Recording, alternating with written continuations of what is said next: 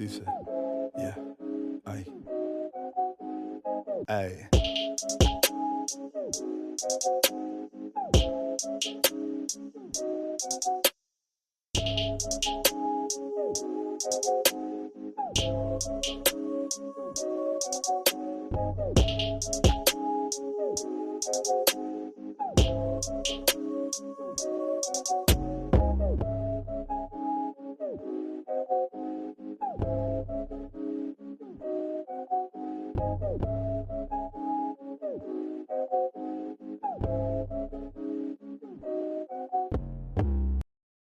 Good day and welcome. I am William, narrator for the FYI I'm Damaged podcast. Karina is an author into yoga and a mum who built what looked like the dream: marriage, kids, career, a life in the US that checked all the boxes.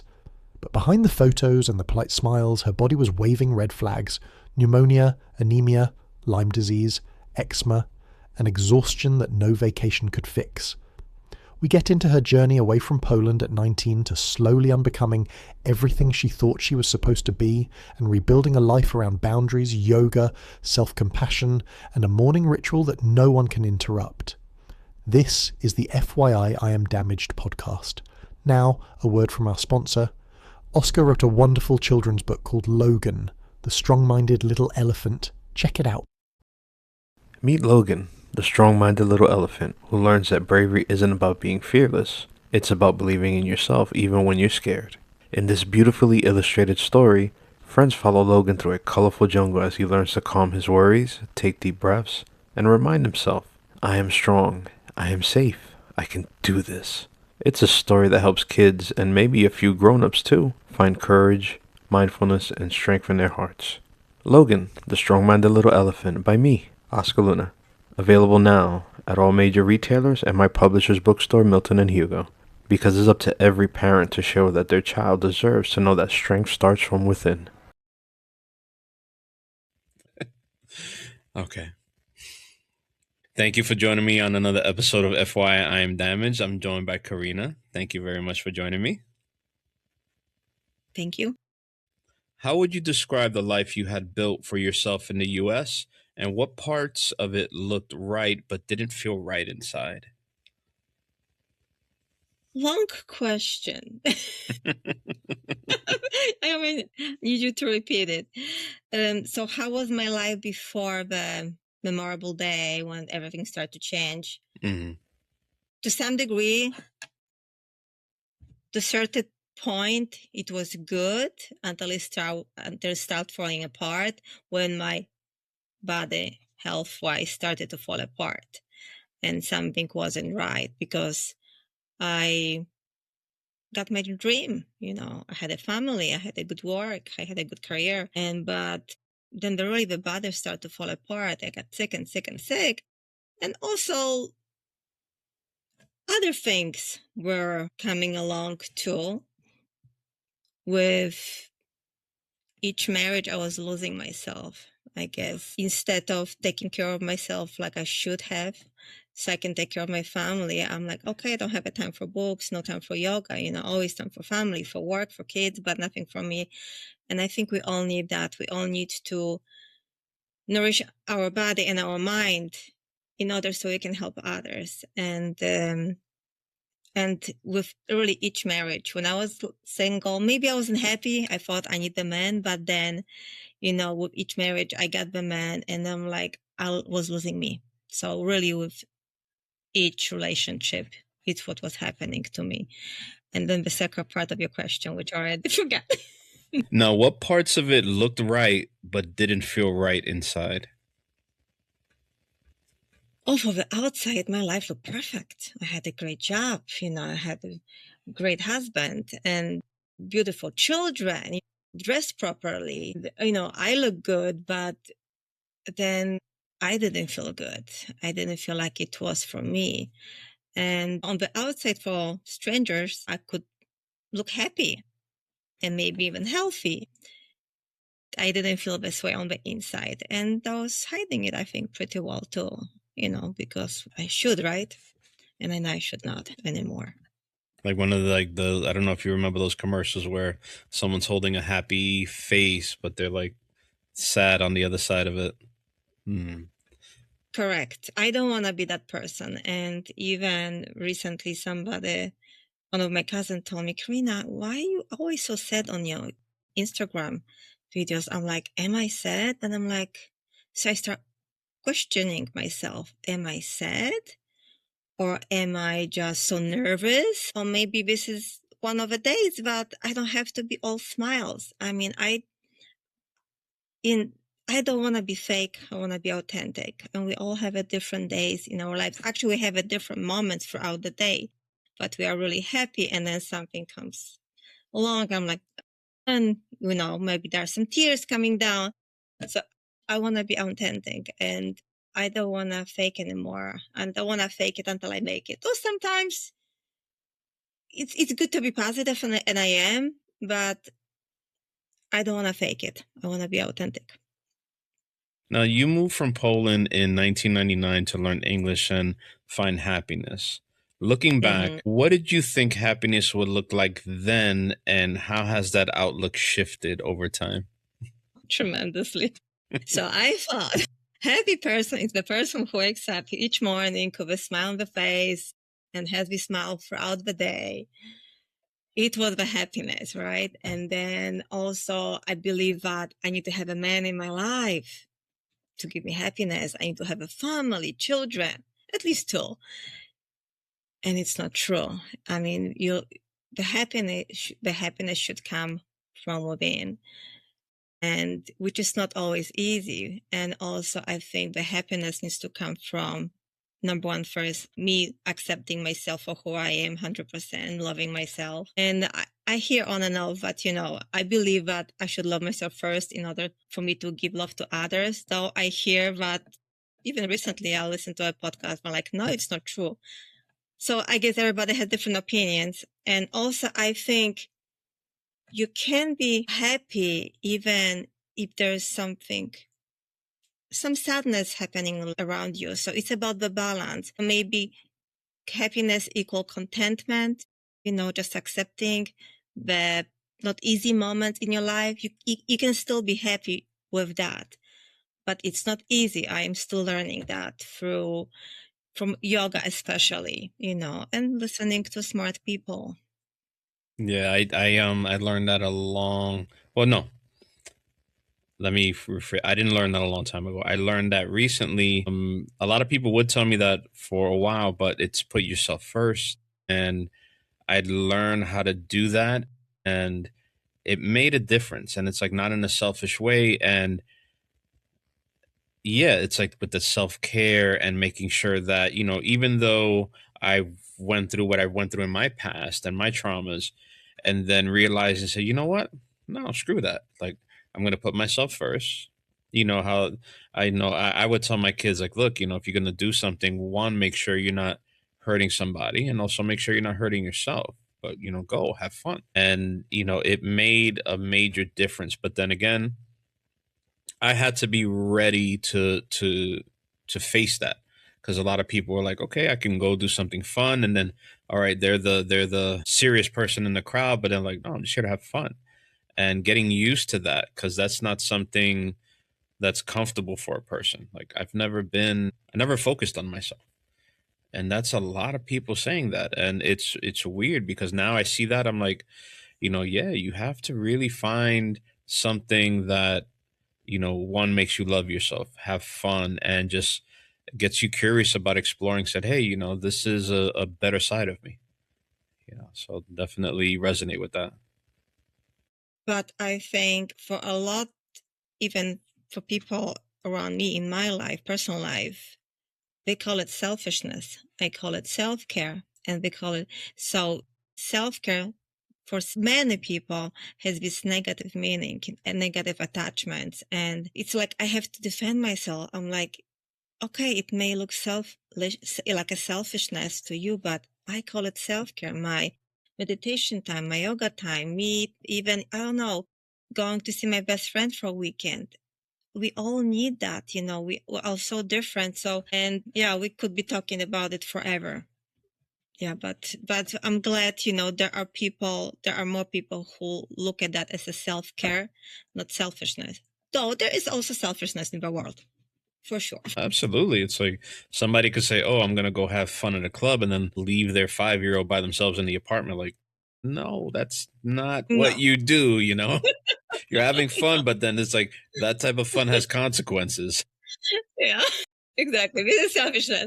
Good example. Yeah. Now, can you take us to the season when your body began to break down? What were you experiencing physically, emotionally that finally made you pause? Oh, I mean, for me, it was like really start like back in 2017, like really bad, but started, but 2020, right before pandemic. Actually, not 2019, 2020. I ended up in hospital with pneumonia, with anemia. And then I also knew I had a pericardial cyst. So basically a little sac of fluid next to your heart, which I discovered I could do more about. And so it made me pause, but it wasn't the breaking point. The breaking point was when during the pandemic, a year later, I got anemia again. And I'm like, what's happening? And I got the Lyme's disease. And I'm like, what else? And I'm like, because I believed that how I feel connects with how I feel emotionally, it's connected with how I feel physically. I'm like, something is really wrong. And I wasn't feeling good emotionally. And due to different factors. And I'm like, something had to change. And I started to look for help with a holistic doctor, which my best friend recommended. And it was a game changer. Let's put it this way. Right move to do. No, I definitely relate to that because I have Crohn's disease. And, that for me, I can literally stress myself into the hospital. And it Yeah. is not a fun thing. And holistically, like what did you do? What did I do? Well, by the time I saw my doctor, already my 1 month of taking antibiotic was done. And basically what I discovered, oh my God, and you need hours for that. What did I do? By the time I met her, physically, I was feeling okay, besides my IBS. But then as we're in a session, I got a really bad eczema. And I believe that we are sick because there are conflicts in our bodies. Something is happening, and this is how body manifests. So my eczema was telling me that I have a hard time with a separation from work because I just resigned from work, and it took me 5 months to really heal it. But then it took me another 4 years to actually disappear from my hands. And good diet, different diet, I would have to say, helped me, and herbs. And I guess believing that, I can do it without seeing dermatologists. And then I had also problem with anemia, which was ongoing till today. And I am coming clear. I'm back in a therapy because it has to stop. And it's another conflict in my life, emotional conflict, which manifests as anemia. And I do believe in that. And for me, it's very hard to speak to really too many people because not too many believe in that. It works for me. It makes sense. And so I hardly see doctors anymore. And the eczema was really big proof for me. But it can be done through your beliefs and dealing with your emotions. And eczema was really funny because I'm like, there was something bad happening in my life, emotion wise. And I'm like, oops, it's coming. And I would feel the little bumps coming on my head. And then I'm like, okay, it's going to go away. I know what it is. And last, I think over a year, it's like, I'm all clean, but it's not for everybody. No, Not for everyone. absolutely. And Yeah. working off of how your body plays off of your emotions when it's making you sick. What did that realization sound like in your mind, and how did you begin working with your thoughts differently without blaming yourself? when it comes to, the beautiful expression, if a thought can make you sick, a thought can heal you, it actually comes from teaching of Dr. Joe Dispenza, which I was introduced by my therapist. And I always thought I was a positive person. I'm going to have a good life. People are great. I want to be good and kind to everybody. And I believe everybody's going to be kind to me. But not realizing I was always having these negative thoughts. So I really became very mindful. You have to do it every day, every minute of your day. And I'm still making so many mistakes every day and still dealing with a lot of things daily. And I make a lot of things or say things I regret, but at least I am mindful and really the mindfulness. And then once you are mindful, you can change your thoughts, you can correct them. And there's still sometimes the blame, but I am becoming more forgiving, and yoga really opened my eyes about all of that, because I thought I wasn't violent, I wasn't hitting, killing anybody, Okay, I raised my voice at my children, but wasn't that bad. But I haven't realized, but I was so violent towards myself, how I approach my body, how I torture my body by either eating or not eating, or excessive exercise, or not letting myself rest because I always have to go, go, go, go. And now I'm like, I want to just slow down. Like even with marketing the book, there are so many things to do and I'm getting overwhelmed. And I'm like, just take it easy. Like today, I just came from Poland. I had an emergency trip because my stepdad was really sick. So I spent 12 days there. I just arrived on Tuesday night.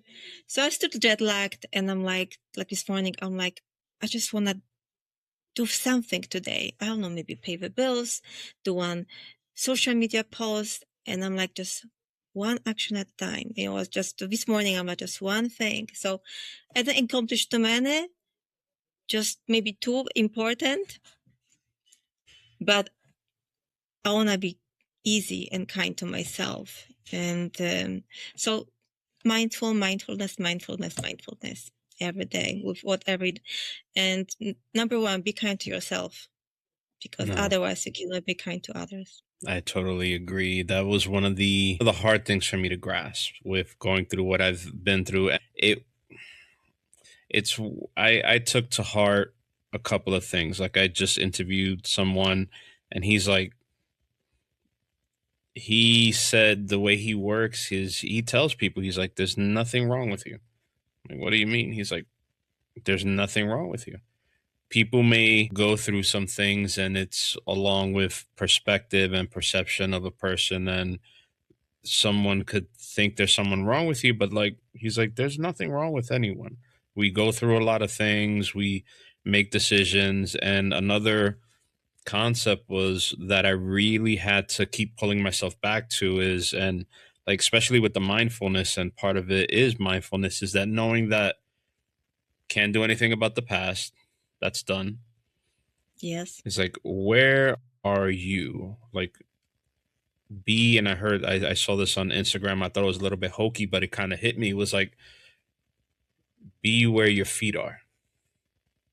Be basically like how you said, be present, be there. And it's like, why are you worrying about the future? It's like, it's not set in stone. Anything can happen. You're planning something, it can go left, right. Like there's something for me, I believe, that's on the horizon right now, and I'm waiting for it to be confirmed. And I'm waiting and I'm waiting. And I'm like, I don't want to force it. I don't want to reach out to the person making the decision and say, hey, like, is it done? Is it done? And I'm just waiting. Same thing when I came out with, with my children's book. And I'm like, are people going to like it? Is it going to take off immediately? And then I'm like, I'm like, stop. I'm like, just stop. You're doing everything right. You're not cutting corners. You are interviewing amazing people, you included. And I'm like, you know what? Sit in the driver's seat, go 5 miles an hour and just enjoy it. And that's what I'm doing. I made that shift of enjoying life regardless of the bills, the mortgage. I have 3 kids. I have a wife, maintaining a relationship, maintaining myself. And I'm like,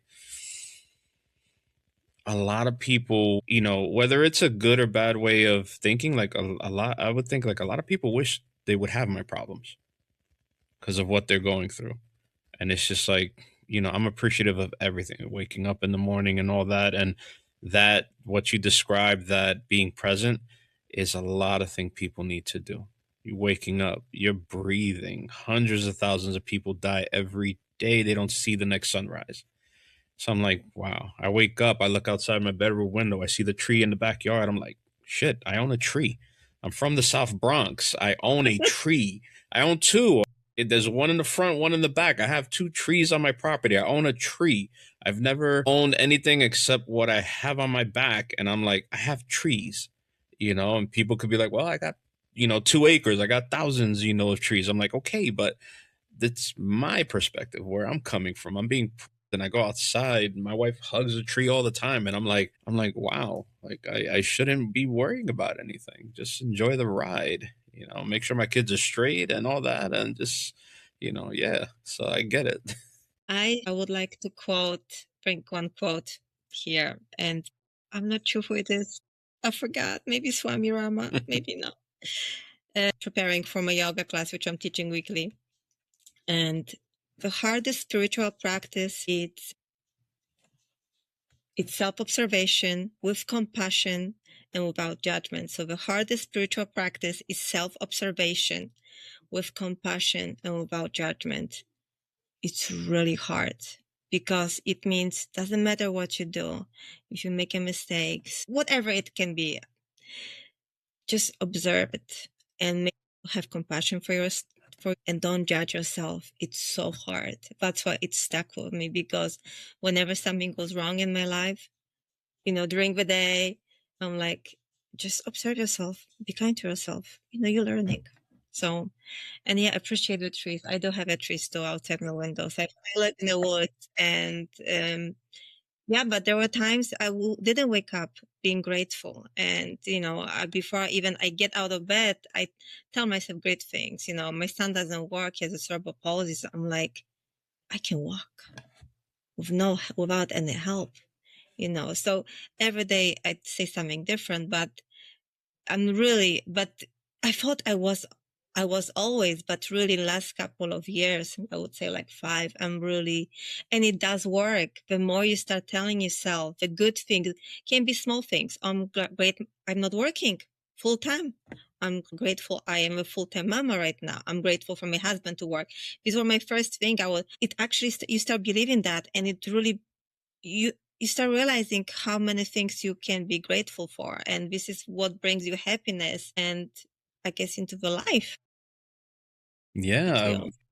Even something as simple as like my wife is, cleaning up stuff in the house, and she had a friend come over because she kind of felt overwhelmed. And, we've been here since just right before the pandemic. We moved into our home October 2019.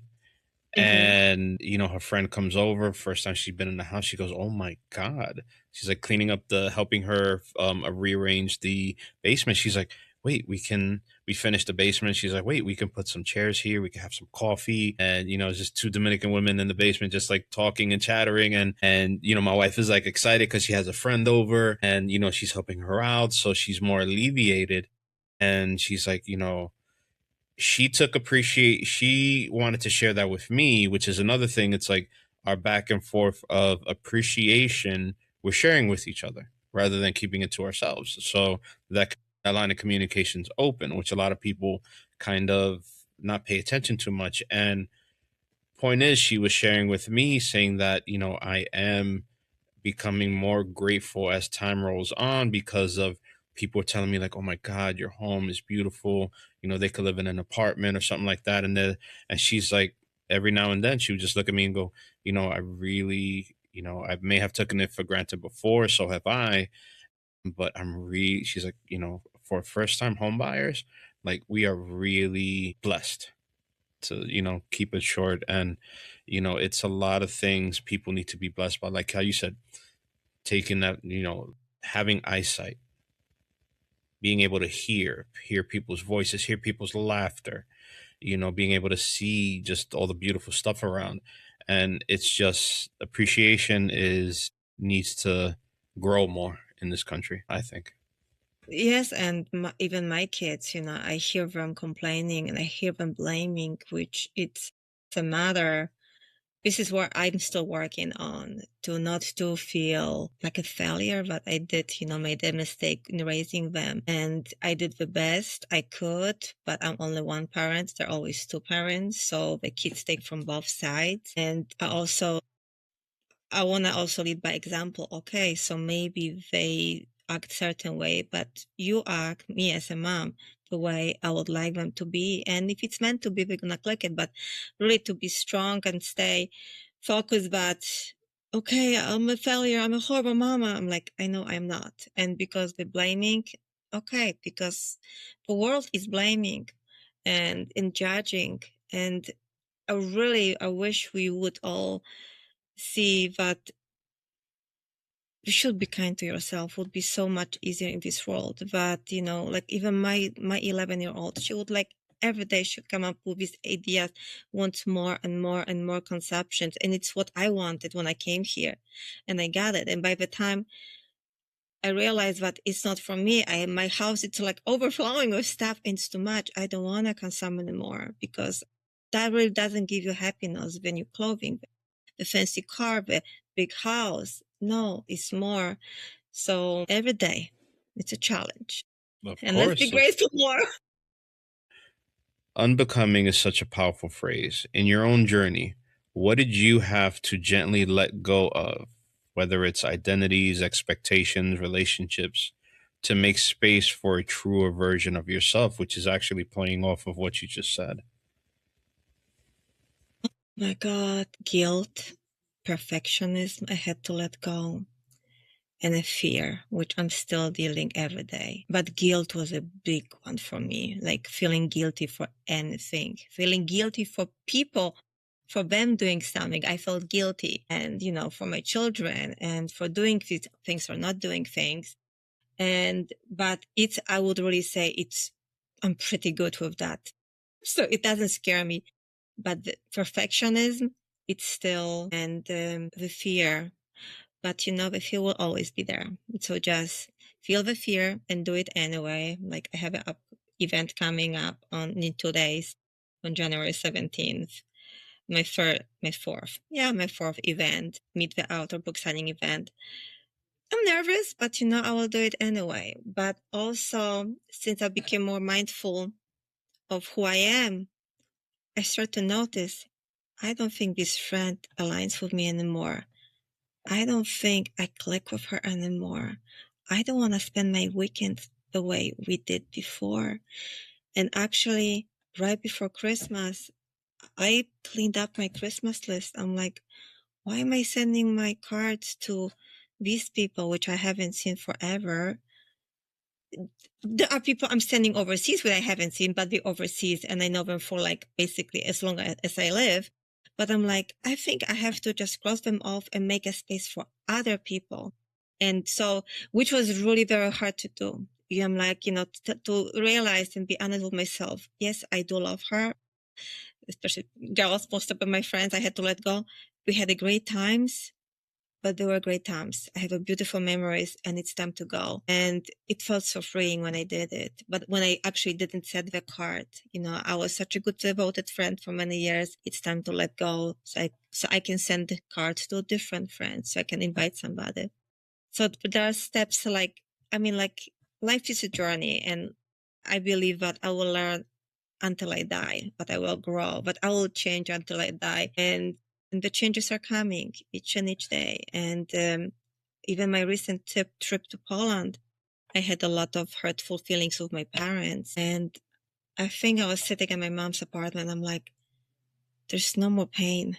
And it was just such, just looking at her before, like even past trips, last couple of years, there was always some kind of glitch in my heart, when it comes to my mom, like now it's like there's no more pain. And it felt so good. Yes, she is imperfectly perfect, just like I am. And I can see the things I'm not crazy about in her, but it's okay. And I felt the same way about my father, who is an alcoholic, and God bless him, he's still alive. But I decided to forgive him, because who am I to judge him for abandoning me? I'm not an angel. I'm not going to share everything what's in the book, but I made my mistakes, and go to see him, and I hug him and I tell him I love him, and I hope I'm going to see him next time. So like really the last trip, which I just came from, was really showing me how much work I have done. And it feels good to be able to look at the people who then give me life, and not to feel the pain, to be grateful that I'm here, because I think I should. They said yes to me. Yeah. Instead of saying no. It's very true. I'm getting acquainted with that, and it's like, I'm finding so many, things in line with what you said, because it's the same thing for me, having the issues with, your parents, and, going with that phrase, and it's easy to say that, but to process it takes time. It's like, doing the best, they did the best they could with what they had. And Exactly. I'm learning that too with my children, knowing what I've been through. And it's a little different, because when you're dealing with parents that haven't dealt with their traumas and pass that along to their children, and then I'm like, shit, I can't do that. Like, I can't do that. I can't I have to stop my anger. I have to reconnect with my children, and do more than putting them in a position of saying, yeah, I mean, he did what he could. Like, no. I see myself now, and I'm like, oh no, I'm gonna do way more than that. You know, instead of, because I was left to my own devices and learning to grow on my own, which brought a lot of independence, but left me worrying about, does anybody care? And Yeah. that's a lot of weight to put on someone who can't process that correctly. And I didn't. And I'm only processing that now in my 40s. And it's like, wow. And then, but being able to process that now, I'm like, I'm not going to put my kids in that position. You know, I made the decision, and they're super excited, and they're like, I told them, I said, guys, I want to learn how to play Pokemon. They're into it. I got the three boys, the two older ones, they're 15 and 12, and they're like, wait, you want to learn? I'm like, yeah, show me. Like, what do I do? Like, and granted, it's like, oh my god, it's like mind blowing that you got to learn so much stuff to just do this. And to them, it's like second nature. And well, you do this, you get the cards, get this app, and I'm like, okay, I'll take it in, but I was like, just show me the right way to do it. And seeing that enjoyment in them, like, wait, you want to do something that we're doing, and we don't have to do what you want to do or whatever. And I'm like, so let me give it a shot. Let me see if I can learn it, and we'll see what we can do, and play a couple of battles and this and that, instead of me dropping you off at like a comic shop to play other people. I was like, I want to learn. Let me see if I can do it. Like, I never had that. I never had that. What are we gonna do? Like, what do you want to do? Like, I may have had that as a young boy, but then learning and doing all this sort of stuff is just, getting interest. And then I'm like, okay, I'm just doing this by myself, I love what you just said, because, when I was thinking about being a mom, of course, wanted to be a better mom. Like, my mom wasn't good enough. What was I talking about?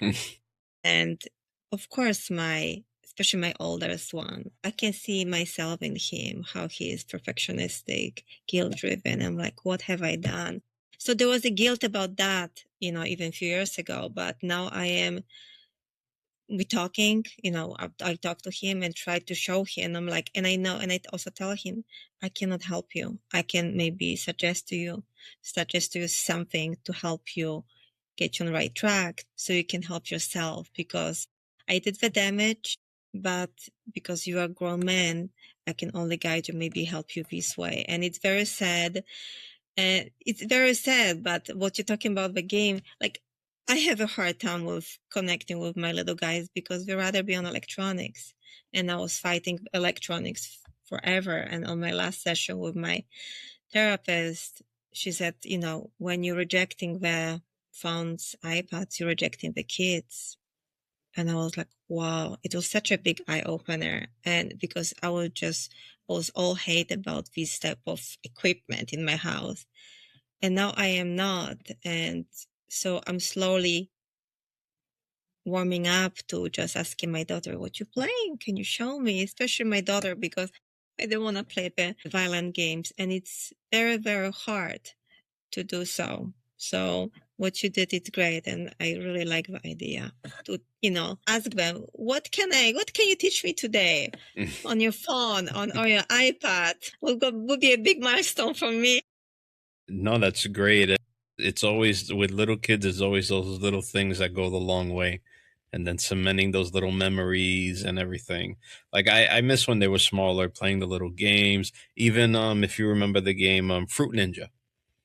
No, I'm not a game person at all. So Well, it's a silly game where the screen throws up fruit and you have to slice it with your finger and okay. everything and just get a lot of points.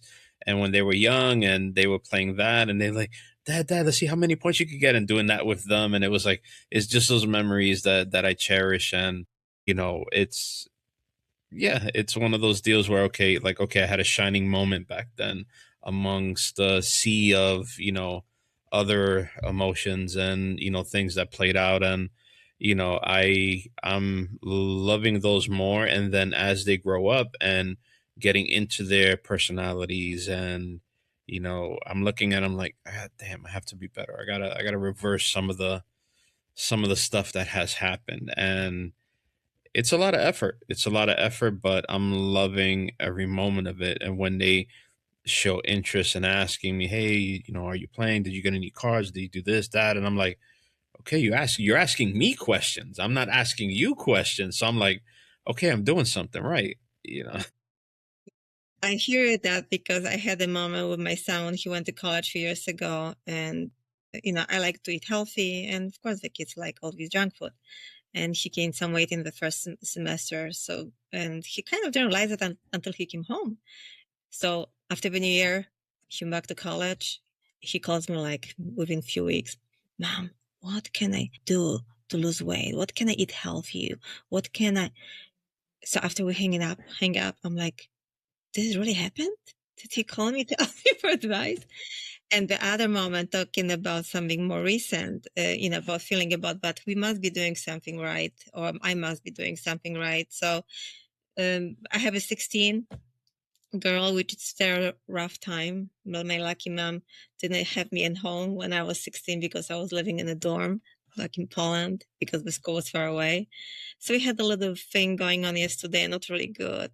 And she sent me text, Mom, so what are our plans for tonight? What are we doing? I'm like, well, I have a podcast interview at home.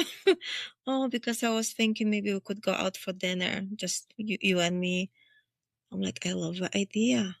Could you book me for next Thursday? And so just that coming out from her wanted to go out with me to talk, which we have a hard time to talk. I was like, okay, I take it. I'm like, send me an invite. Make sure my husband is there so he knows he has to watch the other kids. So great feeling, that they want to talk to you, that they want to, and like you said, that we're doing something right. But even if you don't think that you do something right, remember you always do. I tell myself that too. Now, were there particular memories or chapters that were especially hard to revisit? And how did you know you were healing rather than just reopening old wounds? There are. Each time there are some fragments I have to read, or in Poland, translating one of a chapter to Polish from English funny. How do I know that it's healing? Because it's less crying. And at first, because the first time when it's really bad that you cry. And Yeah, like my stepdad died when I was 15, and I felt really guilty about it because I didn't wake up when he was being taken to hospital. This is the reason I actually went right now to Poland, because I don't want my other stepdad to die before I say goodbye to him. And I knew it, I was driven by that. So each time actually I read that, I even think about it, it's still, but I think it's always going to be there. It was a sad moment. So I think I'm healed. I understand what happened. And oh my God. Yeah, I got hit by my ex-husband in Puerto Rico, actually. And as I was reading it on my book launch event, I was crying, because it's like, how could I let it happen to myself? And I was pregnant with my second child. And so with this one, I'm not sure. I think I'm healed, but I'm not sure. I think it takes time to heal. And I really also believe, as we speak, that there will be some memories which always will bring emotions. And I think it's right, because we are emotional creatures. If I wouldn't feel anything, then who am I, Robert? Yeah.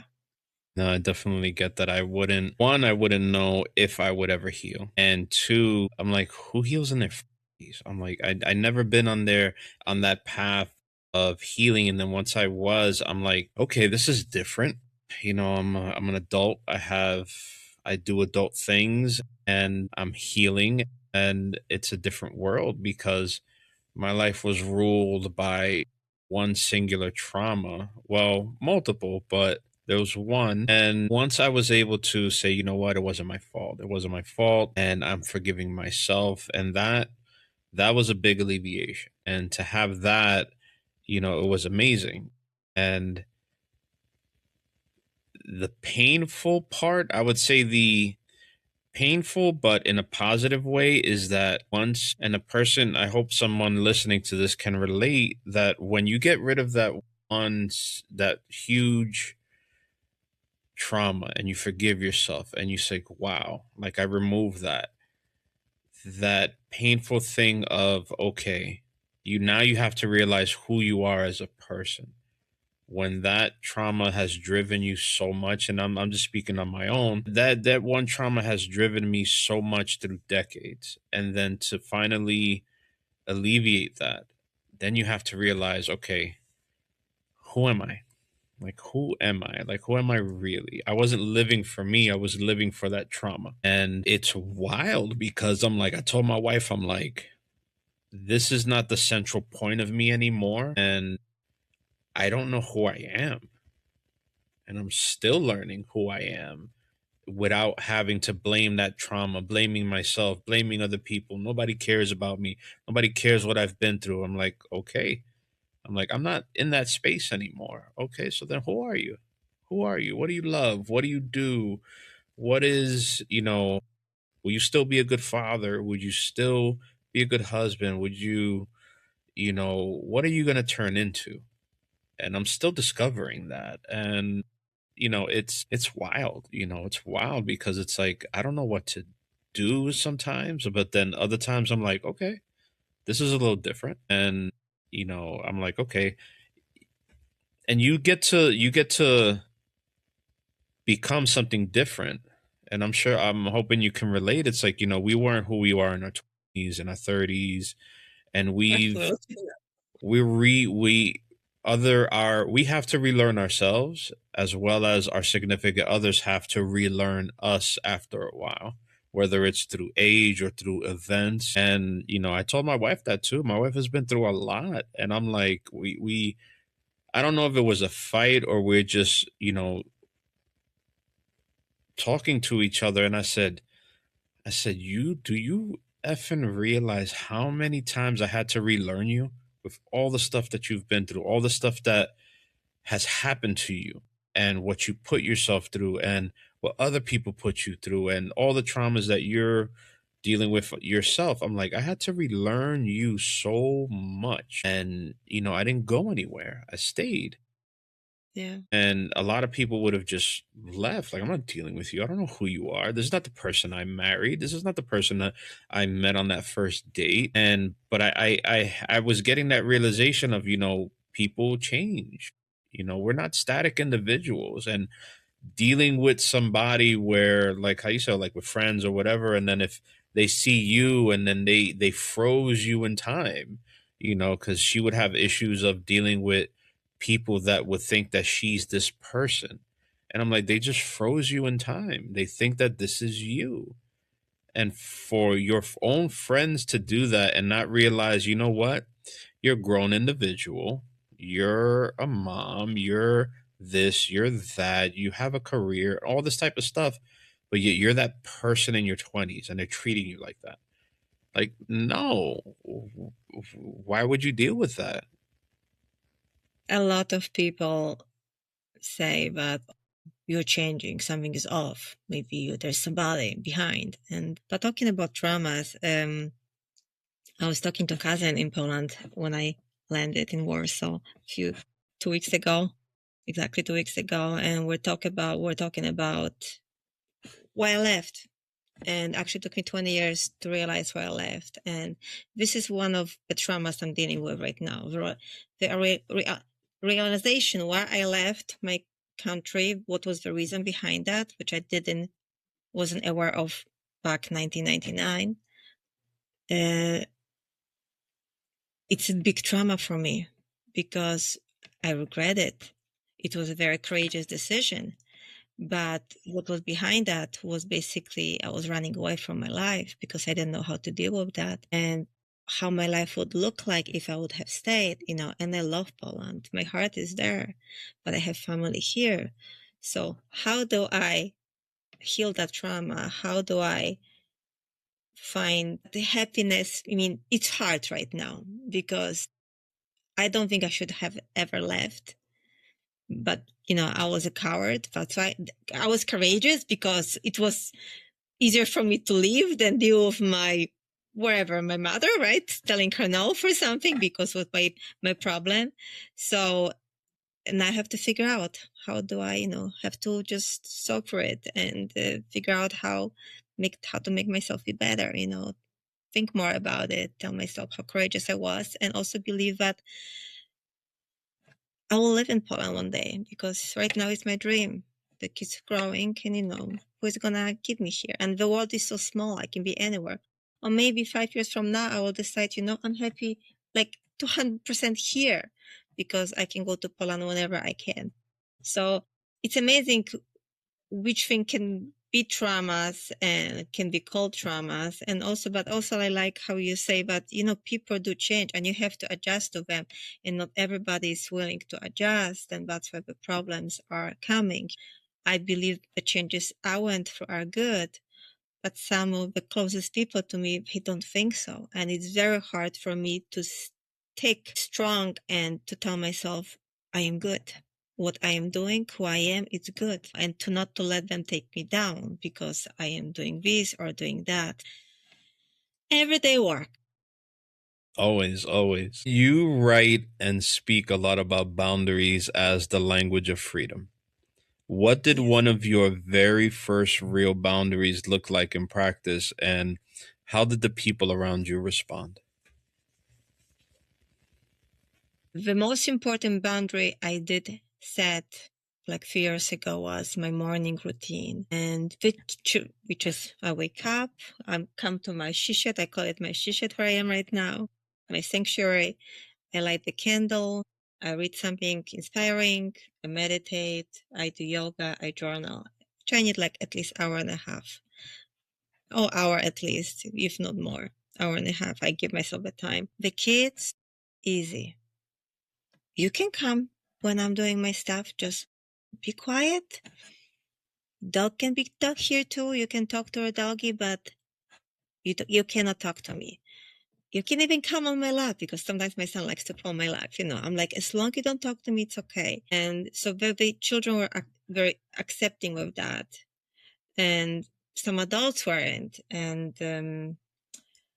But it was my biggest one, the first one. And also just my me time, because people think as a me time as a selfish time, like me going to my yoga class in a town. It's important for me.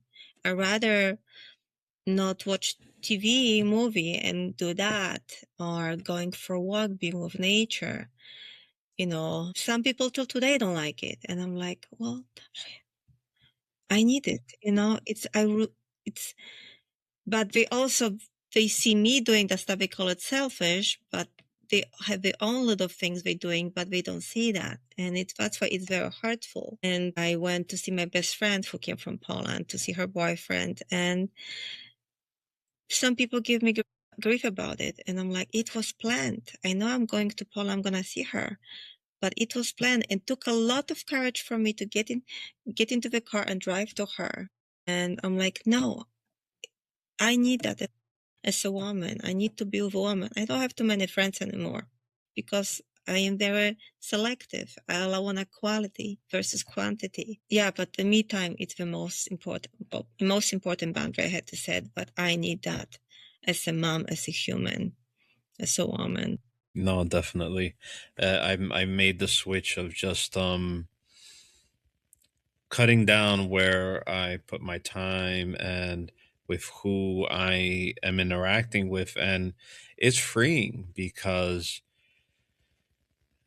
being around a bunch of people who would say put yourself first, put yourself first, put yourself first. I'm like, okay, let's go do this, let's go do that, let's go do this.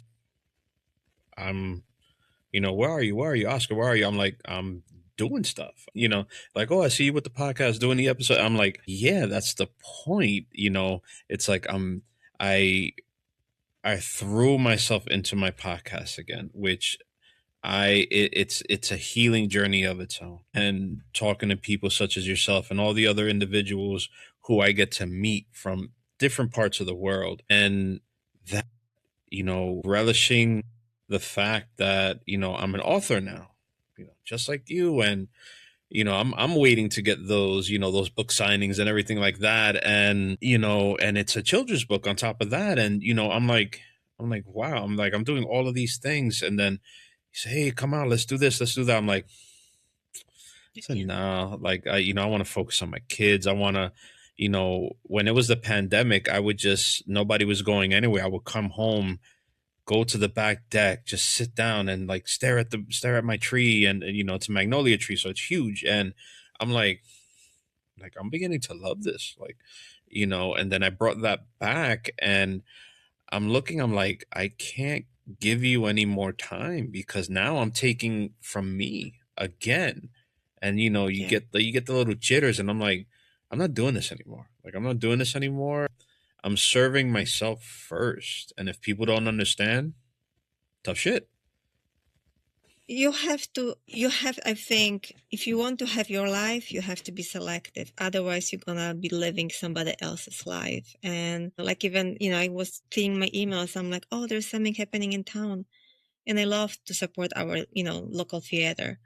I'm like, no, I have a book to translate and I have another book I would like to finish. I mean, it's more important for me. I mean, if my husband wants to go, yes, we're gonna do something together, but it's not the season for me to go and socialize, go party, go dinner after dinner, or even see too many friends. It's because I finally discovered what I like to do, which is writing and yoga. And I'm like, I want to live and breathe that, on top of a family. So when the time family is taken care of, so you have to be really very selective. But at least for me, it feels really good. But I can do it, but I give myself permission to do it. Finally. No, that's beautiful when you have that permission, that grace. And I'm looking at it, and I'm like, and then my wife looks, she's like, how, in a, not, she didn't say it, but it's like the general sense of it's like, you can do that. And I'm like, yeah, I'm like, let's do it. We need to be in service of ourselves first, not other people. Like, they may have helped us with the healing and everything else, but it's like I'm for me, I'm like, I'm done. I'm done. If it doesn't include what I need to do, and make myself happy. And people, and that's what kind of gets me. Like, instead of getting upset, I get that little face, like, they would say, oh, you got to do what makes yourself happy. Oh, no, come here, help me with this and this and that. And then I'm like, okay, so now I'm on pause and I'm helping you, but yet you're telling me I need to make myself happy and put myself first.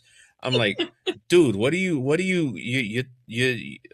I hear you speaking out of your mouth, but then now I'm hearing you speaking out your ass. It's like, no, I can't do that anymore.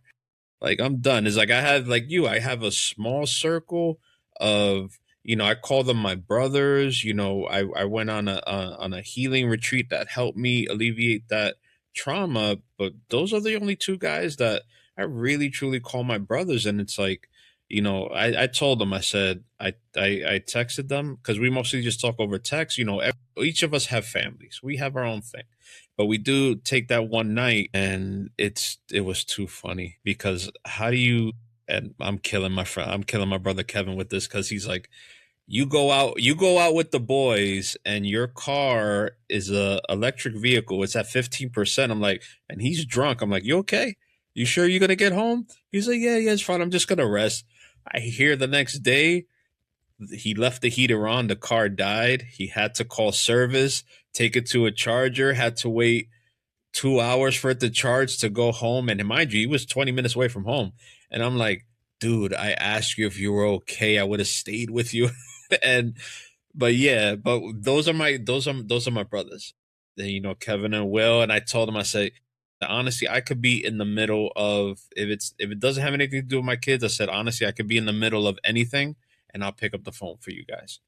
Like, I because that's how much you guys mean to me. And we made sure, because we been through something so impactful in our own lives, that we made this own connection. And it's like, no, they're my brothers. And doing that, everybody else, I'm like, you just don't measure up. Go find your brothers, go find your sisters, go put whatever you want first, because I'm doing me now going forward. And I think as a mother, in your case as a father, that's why I even wrote a book, because I wanted to show my kids that even if you live the lowest moment in your life, you can always change yourself. You can always change your life, but you can create your life. And also right now, it actually got even deeper. I want them to know that the happiness inside. They are looking for happiness outside, with the friends they have, the clothing they have, what they do. And it's like, and it's not that. And they still learning that, but I hope through, me as being an example, it will click in there, and somehow subconsciously, I'm hoping it's gonna click, because really the happiness comes from within. And I want them to experience that too and realize that as well, so they can have an Yeah. easier life. No, I definitely, and I always make sure the two oldest, that they, like, I hate when they fight. I hate when they fight, and I'm like, even though I don't know if it landed with them, I would tell them, I was like, you guys are, there's gonna be one point in time, you guys are gonna only have each other. So it's like, it's not good to fight, but you are your own person, and I want them to see that with my friends who I call my brothers, because the friends that I grew up with in the Bronx, it's like, it's not there anymore. Like, okay, like everybody, like how we discuss, everybody grows, and they do their own thing. But it's like, I want them to see that, and like, okay, my dad's not a machine. He's not some angry person that gets mad at me when I don't put a dish away or whatever. But I'm like, now they're seeing a different part of me, and getting those lessons. And it's like, dude, the world is big. The world is big. It's more than what you see on your phone. And trust me, you're going to have a lot of learning to do. And it's okay if you make a mistake. Like, it's all right. And if people don't understand that, then maybe you shouldn't worry about those people understanding you. You know, it's not your job to make someone understand you or like you, because the same person that could like you one minute cannot like you the next. And you got a lot of growing up to do, and so do they. But trust me, if you have your mom and I guiding you, you're going to understand things so much quicker, so much better. And, you know, I always left the door open to let them know, look, you can tell me anything. You can ask me anything, and I will not judge you. I will check you. I will make sure that, you know what, you did something you weren't supposed to. I'm your father. I'm not a friend. I'm not a stepdad. I'm not this or not that. There's a different connection here. And, like, you're half of me. So trust me, I'm not going anywhere. But you need to learn where, you're going to learn from your mistakes. And I'm going to make sure you learn properly, and not through like raking you through the coals. Like, you're going to learn something, whether you did good or not. Now, if you think of the woman you were when you first asked, maybe I should tell my story, what do you wish she had known sooner about self neglect and starting over?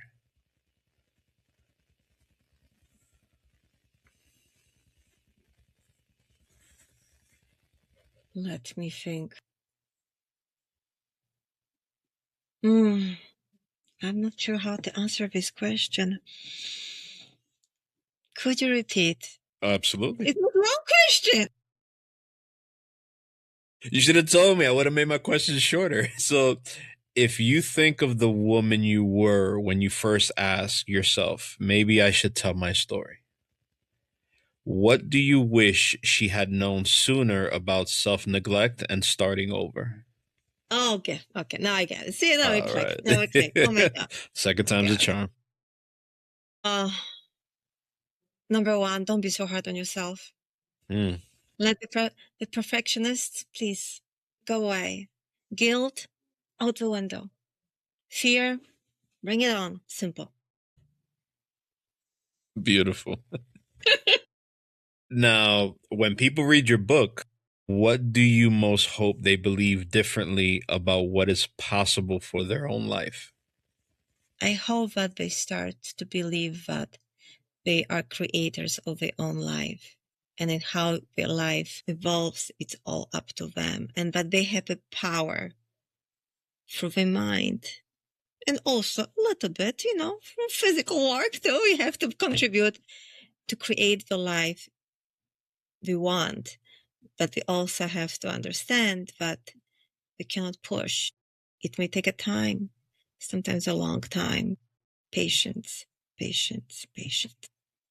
And I want to share that in my journal, which what did I get? I think I got it for my birthday. And the one thing I put on the inside cover is like, I am the master of my journey. Now, I may not have put the path of the journey that I'm taking, that's all in God's hands. But, when it comes down to it, like, I am the master of my journey. And, I'm doing everything I can to make sure that I'm the one in the driver's seat, nobody else. Nobody's going to dictate my journey for me. And, I want people to understand that, like, you're always going to be in the driver's seat. Always, always. And, for someone like you to tell your story and everything and be vulnerable. And like I always say, like, it's great to find your strength through vulnerability. And there's so many people who hesitate to be vulnerable, to be judged. And what are they gonna say if I say this? What are they gonna say if I admit this? And I said, so what? Yeah. Admit it. I have people, I have people open up to me so quickly when they see me tell my story, what I've been through, and all the things that I've experienced. They go, wait, and then they're like, oh, well, I've been through this, I've been through that, and then it just opens up. And I'm like, that's amazing, to play off of someone's vulnerability when they're not afraid to be vulnerable. And it's like a wave. It just keeps growing and growing and growing. And it's a beautiful thing. And, I thank you for, sharing your vulnerability with me. Thank you. And you're welcome. Now, lastly, where can my listeners connect with you, explore Karina, or bring you into their book clubs and communities and et cetera, and so on and so forth? So they can start with website. It's www.kk, Biernath, ERNATH.com. I know heart. And over there are links to connect with me on social media. And I am on Instagram, Facebook, LinkedIn, YouTube. I'm still new to that. I try to have events once a month. I have another one coming in 2 days in Pennsylvania, Holy PA. And love to write. Like real letters are welcome. You can find my address on the website or any communication. And I very much love face-to-face connection with readers.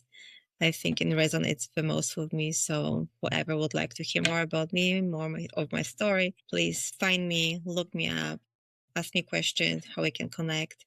I'd be happy to meet more wonderful people because I know they're out there. Karina, thank you for your time.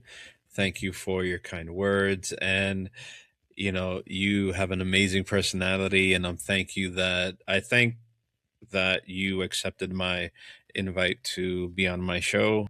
And, thank you.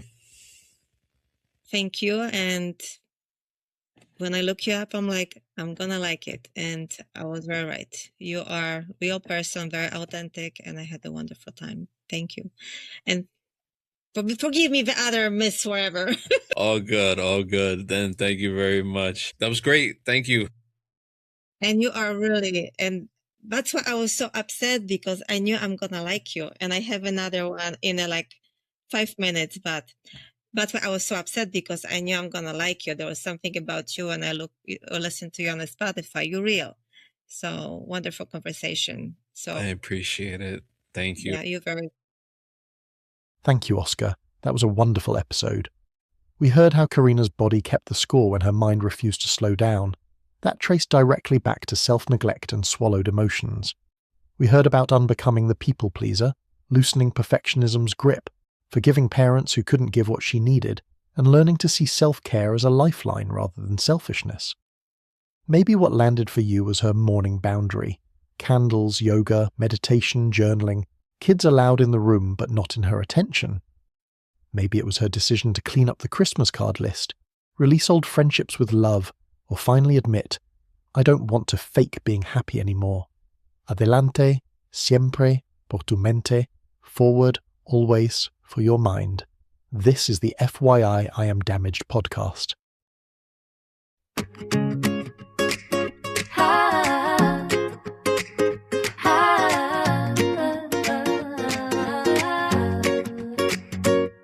In a bright green jungle where the tall trees sway, lived a little elephant who felt big fins. Every day Logan loved to splash and play by the riverside with sometimes wobbly legs. Made him wanna run and hide, tummy doing flips like a stormy shaking drum. A tiny voice inside him whispered, what if I can't have fun?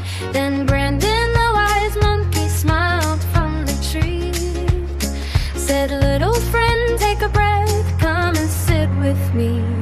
Feel your feet on the ground, feel your hand on your heart. We're breathing together, that's how courage starts.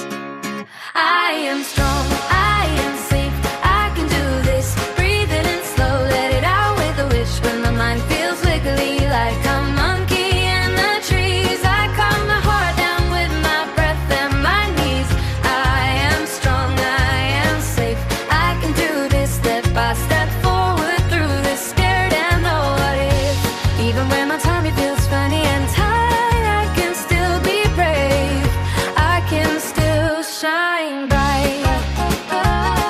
Next day in the jungle they played a game of tag. Logan felt the nervous pull, his body started to drag, but he remembered Brandon and the tools he had inside. Took a deep gentle breath instead of running off to hide. Breathe in the sunshine, breathe out all the fear. Stomped his big elephant feet and felt his courage appear. With the wiggle of his trunk and a laugh so free, whispered to himself, there's a lion heart in me. His friends saw him smiling as he joined in the game. They asked, Logan, what's your secret? You don't look the same. He said, when my thoughts get loud, I don't have to stay small.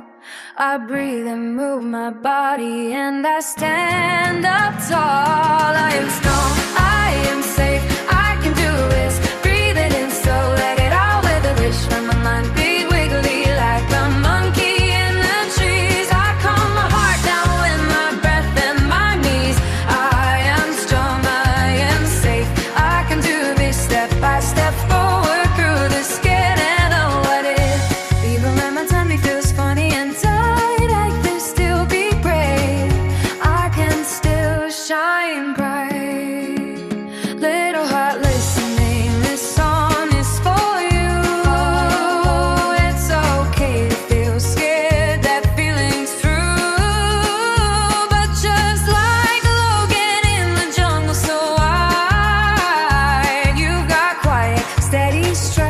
living inside. So breathe in slowly, feel your feet on the floor. Let your shoulders soften, you don't need to.